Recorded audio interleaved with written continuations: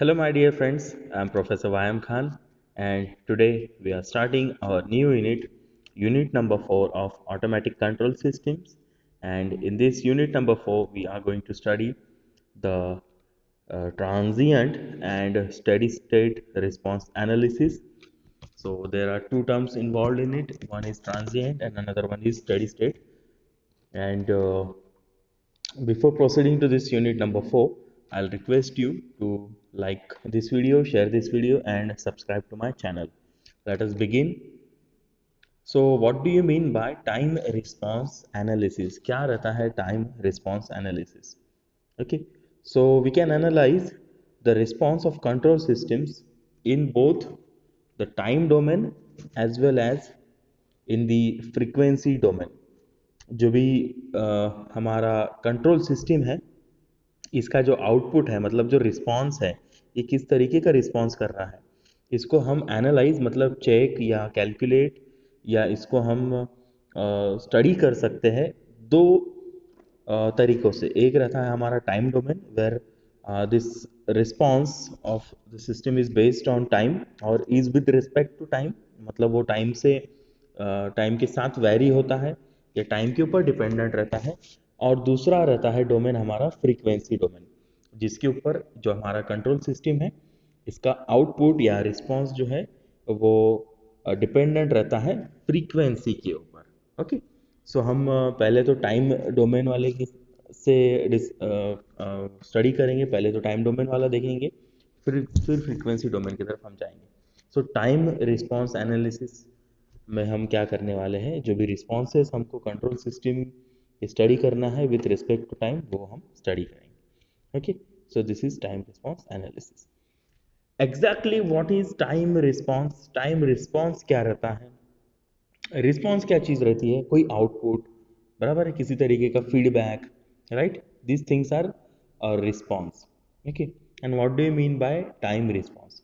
Okay, अगर if the output of control system for an input varies with respect to time, कोई भी control system का output अगर उसके इनपुट के सॉरी कंट्रोल सिस्टम का आउटपुट अगर इनपुट के टाइम के साथ वेरी होता है then it is called as time response of the control system. If the output of control system for an input, किसी भी इनपुट पे जो आउटपुट है वो अगर विथ रिस्पेक्ट टू टाइम मतलब टाइम के साथ अगर चेंज होता है then it is called as time response. Okay, हमारा इनपुट जब आप दोगे तो कुछ आउटपुट आएगा, तो यही जो आउटपुट है ये अगर टाइम के साथ वेरी हो रहा है, मतलब जैसे जैसा इनपुट चेंज होगा वैसे वैसे हमारा टाइम भी चेंज, इनपुट कांस्टेंट है, टाइम चेंज हो रहा है, सो हमारा क्या होगा, आउटपुट कंटिन्यूसली चेंज होने वाला है। So this is called as time response. इसके दो टाइप हैं, दो टाइप बोलने के बजाय इसके दो पार्ट्स हैं, दो हिस्सों में ये टाइम रिस्पॉन्स कैलकुलेट किया जाता है। So one is transient response and second one is steady state response. क्या रहता है ट्रांजिएंट रिस्पॉन्स, क्या रहता है स्टेडी स्टेट रिस्पॉन्स, देखते हैं। सो ट्रांजिएंट, आपको पता है ट्रांजिएंट वर्ड का मीनिंग क्या है? ट्रांजिएंट मीन्स चेंजिंग, जो बदल रहा है, ट्रांसेंड हो रहा है, राइट? सो इसलिए उसको बोलते हैं ट्रांजिएंट। और स्टेडी स्टेट मतलब वो चीज़ या जो भी हम मेजर कर रहे हैं it is steady, it is constant, it is not changing, वो चेंज नहीं हो रहा है। Okay, so transient is continuously changing and steady state means it is not continuously changing. Okay, so the response of control system in time domain is shown in this figure. Okay, so ये जो figure आप देख रहे हैं इसके अंदर हमारा जो रिस्पॉन्स है वो रिस्पॉन्स आप देख सकते हैं कि जो दो चीज़ें मैं आपको बता रहा हूँ कि एक है transient state. So this part, ये जो हाफ पार्ट है ये ट्रांजिएंट स्टेट है, मतलब इसमें क्या हो रहा है, जो हमारा आउटपुट है it is changing with respect to time, it is continuously changing. ये क्या हो रहा है, कंटिन्यूसली चेंज हो रहा है, इसलिए उसकी वैल्यू यहाँ पर एक है, यहाँ पर एक है, यहाँ पर दूसरी है, यहाँ पर तीसरी, यहाँ पर चौथी। सो it is continuously changing, continuously increase हो रहा है, यहाँ पर ऐसा देखने मिलता है, right. So this part of your time response analysis is called as transient state. Whereas जो दूसरा पार्ट है मेरा, जिसके अंदर आप देख रहे होगे कि जो लाइन है इट इज परफेक्टली और it is almost horizontal. Okay, so कोई भी ग्राफ पे अगर एक लाइन इस तरीके से अगर वर्टिकल रहती है so it is also constant, और अगर कुछ लाइन इस तरीके से रहती है so it is also constant. So ये जो लाइन हम देख रहे हैं, ये जो पार्ट देख रहे हैं दूसरा वाला, इसके अंदर जो कर्व है it is almost a straight line, horizontal line जैसा है. सो ये पार्ट जो है इट इज स्टेडी स्टेट. इसके अंदर जो टाइम रिस्पॉन्स है it is not continuously changing. Okay, so here both the transient and steady states are indicated in figure, and the responses corresponding to these states are known as transient state and steady state responses. Okay, इनसे जो response मिलते हैं इस area में जो हमको output मिलेगा सो उसको हम बोलेंगे ट्रांजिएंट आउटपुट, और सेकेंड एरिया में जो मिलेगा उसको बोलेंगे हम steady state responses, steady state output. Okay, ये और एक फिगर है जिसके अंदर हम ट्रांजिएंट रिस्पांस और स्टेडी स्टेट रिस्पांस को एनालाइज कर सकते हैं, देख सकते हैं. देखिए इसके अंदर जो भी मेरा आउटपुट है it is continuously varying. Wave दिख रही है आपको, साइनसोइडल वेव, और वही इस पॉइंट के आगे it is converted into a straight line which means it is a constant. तो ये और एक बेटर रिप्रेजेंटेशन है हमारे टाइम रिस्पांस का. ओके, टाइम रिस्पांस एनालिसिस का. मैथमेटिकली इसे लिखा जाता है C T means time response, C T. So it is equal to C T R of T, C of T, इसको सी ऑफ टी लिखा जाता है, और it is equals to C T R of T plus C S S of T. Sometimes it is also written as C T only. C T of T मतलब transient response वाला part, C T R मतलब transient response वाला part, या C T मतलब सिर्फ सी T of T मतलब सिर्फ transient response वाला part, part 1. Okay, whereas S S represent the response of steady state. Okay, so इसको कई बार इस तरीके से भी लिखा जाता है, C T of T plus C S of t, where S represents steady state and T represents transient state response. Okay, so mathematically वो इस तरीके से लिखा जाता है, इसको आपको ध्यान में रखना है. Let us discuss transient response first. पहले तो transient response को डिस्कस करते हैं, क्या रहता है transient, क्या इफेक्ट है उसके, और क्या क्या चीज़ें इसमें हमको स्टडी करना है. Okay, so after applying input to control system, output takes certain time to reach steady state. देखो जब भी हम आउटपुट या जब भी हम इनपुट अप्लाई करते हैं कंट्रोल सिस्टम को, सो कंट्रोल सिस्टम को स्टेडी स्टेट में आने में, मतलब स्टेडी होने में, कंटिन्यूअस या कांस्टेंट होने में कुछ समय लगता है. ओके, सो यही समय जो है वो है हमारा ट्रांजिएंट स्टेट. ओके, अब so the output will B transient. जो आउटपुट रहेगा वो कैसा रहेगा, ट्रांजिएंट रहेगा, कंटिन्यूसली चेंज होगा, ऊपर नीचे हो सकता है, कभी ज़्यादा कभी कम, कभी कंटिन्यूसली बढ़ेगा कभी कंटिन्यूसली डिक्रीज होगा. So like that. So it's not constant there. Okay, so ये कांस्टेंट तक पहुंचने का जो टाइम है या जो कांस्टेंट तक पहुंचने का जो स्टेट है, इस स्टेट को हम बोलते हैं ट्रांजिएंट स्टेट रिस्पॉन्स. ओके, जैसे कि हमने थोड़ी देर पहले डायग्राम देखी इस तरीके से, राइट. सो वो कुछ इस तरीके से कंटिन्यूसली क्या हो रहा था, इंक्रीज हो रहा था, और इस पॉइंट से वो जो लाइन है वो कांस्टेंट है. सो इस कांस्टेंट लाइन तक पहुंचने के लिए जो टाइम लगेगा that will be your transient. वो कैसा रहेगा, ट्रांजिएंट, चेंजिंग रहेगा. ओके, वो जो भी आउटपुट रहेगा वो चेंजिंग रहेगा. Therefore the response of the control system during this state is known as transient response. Okay, the transient response will be 0 for large values of T. जो large values है T की, बहुत बड़ी values जो है T की, उसके लिए जो हमारा ट्रांजिएंट रिस्पॉन्स है वो हमेशा क्या रहता है, 0 रहता है. जैसे कि इन्फिनिटी है, इन्फिनिटी के लिए वो कैसा रहेगा, 0 रहेगा. Ideally this value of T is infinity. Okay, and practically it is 5 times the constant. जो कांस्टेंट रहेगा उसके 5 टाइम्स क्या रहेगा, वो वैल्यू रहेगा। और मैथमेटिकली इसको लिखते हैं limit T to infinity C T R of T is equals to 0। T infinity पे क्या रहेगा, वो T is equals to infinity पे ये ट्रांजिएंट स्टेट रिस्पॉन्स कैसा रहेगा, 0 रहेगा। Okay, let us discuss steady state response. Steady state response को भी देख लेते हैं। So the part of time response that remains or that even after transient response has zero value for large values of t is known as steady state response। जो time response है इसका वो part जो transient response के बाद शुरू होता है और जिसकी विच हैज जीरो वैल्यू, जिसकी वैल्यू जीरो है for T is known as steady state response, is known as steady state response. इसका सिंपल मीनिंग है कि जो हमारा चेंजिंग या वेरिएबल जो स्टेट है या कंटिन्यूसली बदलने वाला जो स्टेट है, इसके बाद जो कांस्टेंट स्टेट शुरू होती है जिसकी वैल्यू जीरो है for large values of T is known as steady state. Okay, और इस दौरान के रिस्पॉन्स को बोला जाता है steady state response. Okay, so this means the transient response will be zero even during the steady state. मतलब इसका मतलब क्या है कि जो चेंजिंग है ट्रांजिएंट स्टेट है वो क्या हो जा रही है, जीरो हो जा रही है। Let us understand these things with a small example. Let us find the transient and steady state terms of time response of control system.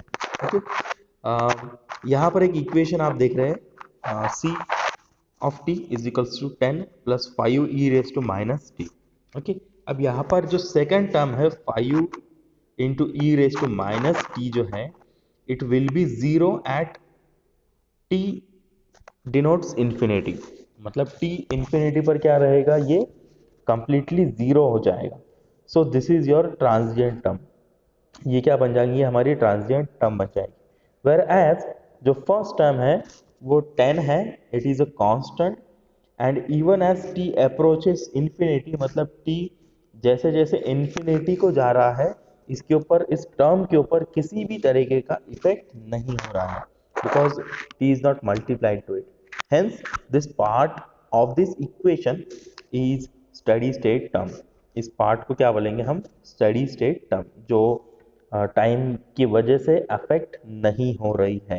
Okay, it is constant, वो कैसा है, कांस्टेंट है। Whereas 5 e raised to minus t is changing with respect to time and it will become zero at t is equals to infinity. Okay, सो ये है हमारा time response का दोनों में का डिफरेंस। वो एक स्टेडी स्टेट क्या रहेगा, एक कांस्टेंट रहेगा, whereas the second one will be variable और चेंजिंग। अब जो भी हमारे आउटपुट्स आते हैं, whatever the output will be, these outputs are based on some standard inputs. ये कुछ स्टैंडर्ड इनपुट्स के ऊपर क्या रहते हैं, बेस्ड रहते हैं। अब हमें स्टैंडर्ड इनपुट क्यों चाहिए, देखो हमारे पास में बहुत सारी चीज़ें हैं, बहुत सारी चीज़ों को कंट्रोल हम करते हैं by means of control systems, right. बहुत सारी चीज़ें, lot of things are there. So हर थिंग के लिए, हर एक चीज़ के लिए हम हमारी कंट्रोल सिस्टम नए से तो नहीं डिज़ाइन करेंगे, बराबर है ना, राइट। सो हर बार हमको एक नया इनपुट का टाइप मिलेगा, एक नया इनपुट सिग्नल मिलेगा, उस इनपुट सिग्नल के रिस्पेक्ट में फिर से पूरी की पूरी कंट्रोल सिस्टम डिजाइन करना is not possible and is not feasible, right. So हम क्या करते हैं कि जो हमारे इनपुट सिग्नल्स है इनको स्टैंडर्ड में कन्वर्ट करते हैं या उनको स्टैंडर्ड रखते हैं। ओके, अब स्टैंडर्ड क्या रहता है, जैसे फिक्स्ड है, जैसे कि कपड़ों की साइज रहती है, जैसे शर्ट्स की साइज रहती है एल एक्सएल, रेडीमेड शर्ट्स हैं तो रेडीमेड शर्ट्स की साइज रहती है फिक्स, एस रहता है, मीडियम रहता है, देन लार्ज रहता है, देन एक्स्ट्रा लार्ज रहता है, राइट। उसी तरीके से जीन्स है, पैंट्स है, उनकी भी साइजेस है फिक्स, 32, 34, 36, 38, इस तरीके से फिक्स स्टैंडर्ड साइजेस है, राइट। इसी तरीके से हमारा जो इनपुट सिग्नल्स है, इन इनपुट सिग्नल्स को भी हम क्या करते हैं, स्टैंडर्ड रखते हैं। So most of control system do not know what their inputs are going to be. कई इनपुट सिस्टम्स को तो पता ही नहीं रहता कि उनका इनपुट क्या रहेगा, सॉरी कंट्रोल सिस्टम्स को पता नहीं रहता है कि इनका इनपुट क्या रहेगा। दस the system design can not be done from input point of view, इसीलिए हम उसको इनपुट क्या है इससे हम सिस्टम को डिज़ाइन नहीं कर सकते, as we are unable to know in advance the type of input, क्या इनपुट आएगा कैसा आएगा हर बार पता नहीं है। therefore need there is a need to have the standard input signals, जैसे कि for example when a radar tracks an enemy plane the nature of enemy plane's variation is random। जब भी एक रडार एक हमारे एनिमी प्लेन को या कोई भी प्लेन को ट्रैक करेगा तो जो प्लेन का वेरिएशन है वो कैसा है, रैंडम है। प्लेन कभी राइट को झुकेगा कभी लेफ्ट को झुकेगा वॉट एवर, तो ये आपको पता है क्या राइट में झुकने वाला है लेफ्ट में झुकने वाला है, फास्ट होगा स्लो होगा ऊपर जाएगा नीचे जाएगा what ever, this is completely random, बराबर है। इस रैंडम चीज़ को हमको स्टैंडर्ड में कन्वर्ट करना है। Again the terrain curves on road etcetera are random for a new driver in automobile system. एक आधा नया रोड पे आप जाते हो, एक आधे नए रास्ते पे जाते हो, बराबर है। एक आधा नया रास्ता जो आपको पता नहीं है, तो आपको पता है कि कहाँ पर गड्ढा है, कहाँ पर टर्निंग है, कहाँ पर स्पीड ब्रेकर है, कहाँ पर गाड़ी फास्ट करना है, कहाँ स्लो करना है, ये आपको पता नहीं है। So again these things these inputs are random, right? And if you want to control them, then these inputs need to be converted into standard inputs. Okay, the loading of shear machine है, then shearing machine है, when and which load will be applied or thrown off, ऐसा बहुत सारे random चीज़ें हमारे पास में है। For such a type of inputs we can expect a system in general to receive an input which may be a sudden change। हम इसको कैसे स्टैंडर्ड में कन्वर्ट करेंगे, bye means of a sudden change अगर कुछ आता है तो, momentary shock, a constant velocity or a constant acceleration। So from such type of inputs we can expect, इसमें हम जो टर्निंग है या जो खड्डा है उसको नहीं हम कर रहे, इन खड्डों की वजह से इन टर्निंग्स की वजह से जो चेंजेस हमारे सिस्टम में आएंगे उन चेंजेस को हम क्या करेंगे, मेजर करेंगे और उसको ट्रीट करेंगे as a standard. Speed breaker आने पर आप क्या करोगे, ब्रेक अप्लाई करोगे तो आपकी स्पीड क्या हो जाएगी, ऑटोमेटिकली कम हो जाएगी, राइट। सो एक्सेलरेशन, आपका वेलोसिटी चेंज होगा, आपका एक्सेलरेशन चेंज होगा, so this change will be treated as standard now. Okay, so जो चेंजेस आने वाले हैं because of the variations that we are going to treat as a standard. Okay, so now कौन से ऐसे स्टैंडर्ड्स हैं, सो hence these signals from the standard test signals and the response to this signal is analyzed। ये क्या करते हैं, ये form करते हैं स्टैंडर्ड टेस्ट सिग्नल्स, और इन स्टैंडर्ड टेस्ट सिग्नल्स को हम क्या करते हैं, एनालाइज करते हैं। Okay, for time response analysis of control systems we need to subject the system to various test inputs। Time response analysis के लिए हमको कंट्रोल सिस्टम के टाइम एनालिसिस रिस्पॉन्स के लिए टाइम रिस्पॉन्स एनालिसिस के लिए हमें जो सिस्टम है इसको अलग अलग इनपुट्स का सामना कराना पड़ता है। Okay, then these test input signals are used for testing how well system response to known input. और इन्हीं सिग्नल्स का इस्तेमाल करके वेरिएशंस, बहुत सारे इनपुट सिग्नल्स हम उनको देते हैं और उसकी टेस्टिंग करते हैं, और ये टेस्ट होने के बाद में हमें समझ में आता है कि ये कैसी हमारी सिस्टम इनपुट्स को रिस्पॉन्ड कर रही है, रिस्पॉन्स कर रही है, हमारे आउटपुट कैसे मिल रहे हैं। Okay, and therefore it is not necessary to choose complicated inputs, बहुत कॉम्प्लिकेटेड इनपुट्स ले नहीं सकते। ओके, सो इसलिए हम क्या रखते हैं कि स्टैंडर्ड रखते हैं, सिंपल इनपुट्स रखते हैं, उनको जितना स्टैंडर्ड में कन्वर्ट करते आएगा उसमें करते हैं। अब ऐसे कौन से स्टैंडर्ड्स हैं ये हमको देखना है, ऐसे कौन से स्टैंडर्ड इनपुट सिग्नल्स है, ऐसे कौन से स्टैंडर्ड टेस्ट सिग्नल्स हैं which are used in this time response analysis और for simply system analysis. So ऐसा है, पहला इम्पल्स सिग्नल है।